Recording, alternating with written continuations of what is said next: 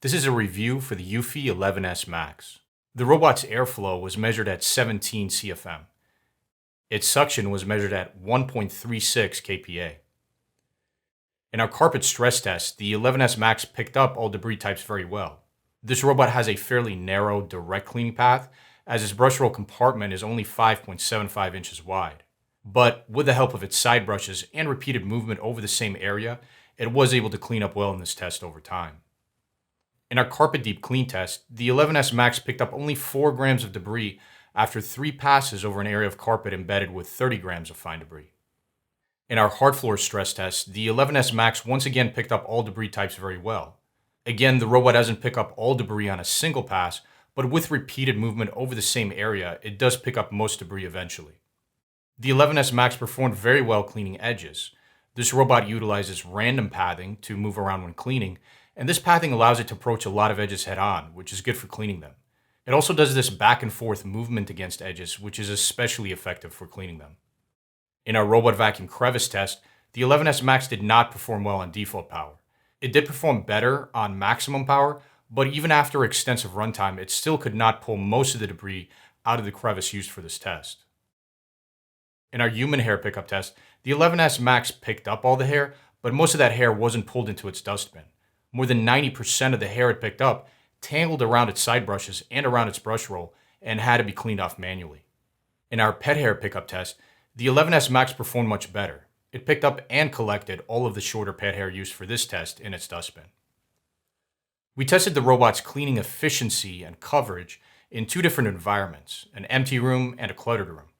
In our empty room testing, we see the 11S Max's random cleaning pattern demonstrated quite well.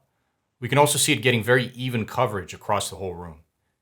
In our cluttered room testing, we again see the same random cleaning pattern, this time around a variety of different obstacles. And we again see mostly even coverage across the room.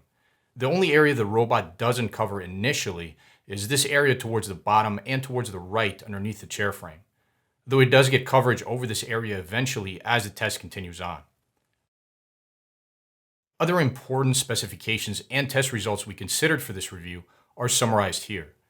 Note especially how there are no boundary accessories like a magnetic strip, for example, included with the 11S Max or available for purchase separately.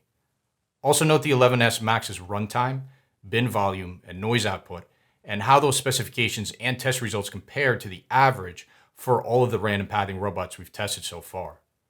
Lastly, note the robot's diameter and height. These dimensions make the 11S Max one of the smaller robot vacuums we've tested.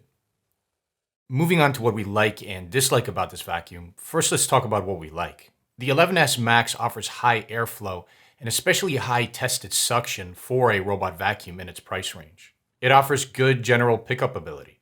It has very good edge performance, especially because of the back and forth movement it does against edges. It picks up pet hair very well according to our testing. It has solid battery life and a good-sized dustbin for a robot vacuum in its price range. It's slightly quieter than the average robot vacuum we tested, and it's considerably smaller and not nearly as tall as most top-rated mapping robots. Moving on to what we dislike about the 11S Max, it offers disappointing deep clean performance, especially considering its high airflow and suction. It struggles pulling longer hair into its dustbin. Most longer hair tangle around its brush roll. We also don't like the fact that there aren't any boundary accessories even available for purchase separately for this vacuum. In order to make general recommendations, let's first compare the 11S Max to the 11S. Compared to the 11S Max is the same size with the same size dustbin, the same navigation system, the same battery life, and the same noise output.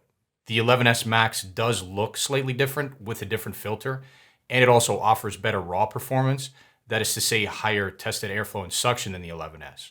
But we didn't really see this translate into any better real-world performance. In other words, the 11S Max really doesn't pick up debris any better than the 11S, despite having more raw power. The bottom line here is that the only substantial difference between the 11S Max and the 11S is price. So between the two, we recommend you buy whichever model you can find cheaper, which is usually the 11S, not the 11S Max. Compared to other budget robot vacuums on the market, the 11S and 11S Max are some of the best such robots we tested. Both offer terrific performance for the price. And you really can't go wrong buying either one of them if you're shopping for a budget-priced robot vacuum. Which one we recommend you buy today really just depends on the current pricing for today. And again, we recommend you buy whichever one is cheaper right now. See the description of this video for links for buying these robot vacuums and for links for all the other robot vacuums we recommend. And thank you for watching.